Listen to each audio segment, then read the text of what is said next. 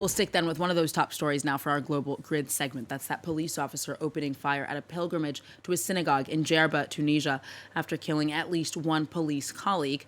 For more on this, France 24's international affairs editor Philip Turle joins me here on set. Hi, Philip. So what more information do we have about what happened, the circumstances, and who the assailant was? Well, hello there, Erin.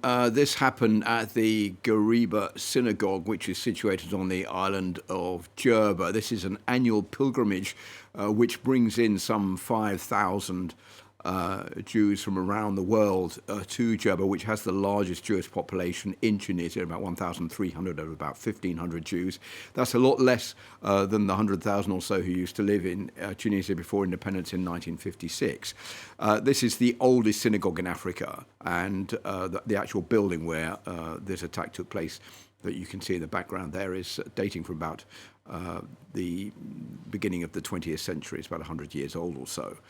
So what we know already is that the attack happened in two parts. It's reported to be a Tunisian maritime guard who reportedly shot dead one of his colleagues, took his weapon away, and then went to the synagogue where he began opening fire. What we do know is that two people were killed at the synagogue. One of them is a French victim aged 42. The other one is a Tunisian who's believed to be about the age of 30. There is still some doubt about whether or not there was another victim, a fourth victim, who may have been another security guard, another policeman outside the synagogue. That still has to be confirmed, but we do know that at this time there are three people, possibly four, who've been killed as a result. The assailant was also shot dead by the security forces. So that is what happened. This was late on Tuesday when this happened. This could have been a lot worse, this attack, because it happened only half an hour after there was a procession outside the synagogue when many of the people taking part were outside, and so if the assailant had arrived earlier on in the evening, then there would have been many more victims because many more people would have been outside. They were actually inside the synagogue when this happened. They heard the shooting. It was surrounded. They were reportedly kept in there for about 4 hours or so before they were let out to go back to their hotels. But the situation was pretty quickly taken under control by the security forces who were on the ground. And this is not the first time, of course, that the synagogue has been targeted, is it? No, as we were hearing earlier on, 21 people were already killed outside and inside this synagogue back in 2002 when there was a terrorist attack then. It wasn't sure when it actually happened whether it was a terrorist attack. It was a gas-filled truck which was driven into the compound there and then ignited by a suicide bomber.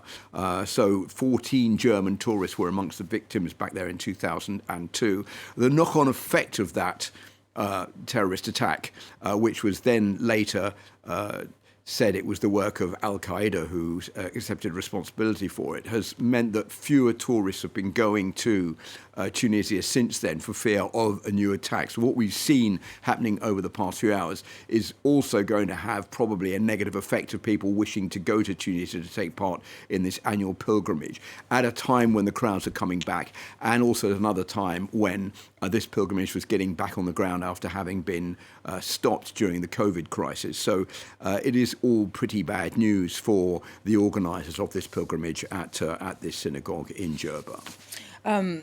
So how likely then, Philip, given the past and what we know of this attack for now, how likely is it that it was a terrorist attack? Well, we simply don't know, Erin, and it's very difficult to speculate about exactly who was responsible and what might have happened and whether anyone behind the scenes was pulling the strings, whether this assailant was being orchestrated by somebody else or by a group, whether he was being funded. We don't know. All of that will, I think, come out with the inquiry.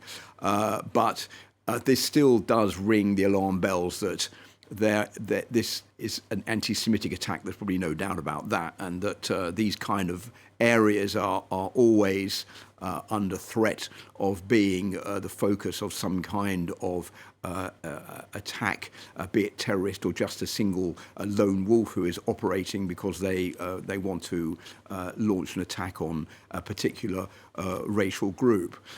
There's been pretty quick reactions from around the world. First of all, from the US State Department, which has deplored the attack from the French embassy in Tunisia, which said it set up a crisis group, and the French foreign minister, which has described this as a heinous crime, and the Tunisian Interior Ministry, which has called it a cowardly aggression. It said the investigation is still continuing, but as I said, from them, no word so far that this is a terrorist attack. I think we'll know more about it as the day proceeds. And we will be bringing the latest, of course, on that as soon as it comes in here on France 24. Philip, Turle, thank you very much.